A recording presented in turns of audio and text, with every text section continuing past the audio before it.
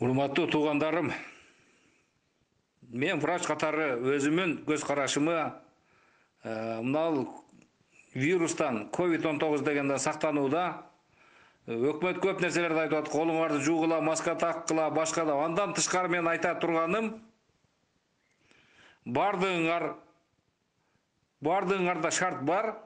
1 литр сууга 1 кашык соданы кошуп, кайнатып ошодон чыккан пар менен бир 10 мүнөт, 15 мүнөт дем алып койсоңор, ошо коронавирус деген кадимки вирус мурун көңдөйүндө, ооз көңдөйүндө, орусча айтканда носоглотка, ротоглотка дейт, ошордо 4 күн, 5 күн жашайт. Анан ар дем алган сайын ылдыйлап төмөндөп отуруп, өпкөнүн альвеол деген жерине кирип барып, ошол жерде пневмония оорусун, альвеолдорду жабыркатып, орусча айтканда некроз, альвеол ошолорду жабыркатып, анан ошондой кылып туруп анан аба жетишпестигинен, дыхательный недостаточность пневмониядан ушудан адамдардын өмүрүн алып атат. Ошондуктан азыр эми көчөдө ким эле ушунун белгисиз оорунун симптомдорун алып жүргөн, это бессимптомный носительство деп коет, алып жүргөн, ошонун эч кандай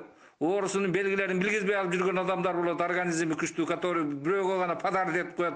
Ошолордон жугузуп албаш үчүн баягы колуңарды жууган, башка бул калат, маска тагынгандан тышкары дагы сактансаңар, үйүңөргө барып 1 литр сууга кайнатып, кайнап аткан сууга 1 столовый кашык менен соданы кошуп, ошодон чыккан пар менен дем алып койсоңор, ошол ооз көңдөйүндө, мурун көңдөйүндөгү вирус өлөт. Бул аябай сонун себеби, ошол вирус сыртынан жировой оболочка деп коет бизде, липидный оболочка имеется деп медицинада айтылат. Ошол оболочкасын эритип, жылаңачтап таштайт ошол вирусту. Анан кийин лимфоциттерин өзүнүн ишин кылып, тоюн таанытып оны өлтүрүп алат. А когда ол липидный оболочка камтылып ушундай болуп туруп оронуп турганда, ага биздин лимфоциттер башкалар таасир эте албайт. Ошон үчүн кыйын өтөт, протекать этет. А буну бардыгына таратып, башка группаларга таштап койгула, ошондой кылып сактанып, ушундай кылсаңар, азыр бунун вакцинасы, бунун особый лечениясы почти мындай чөткө чыга элек, антивирусный препараттарды берет, бирөөнүкү жеңил өтөт.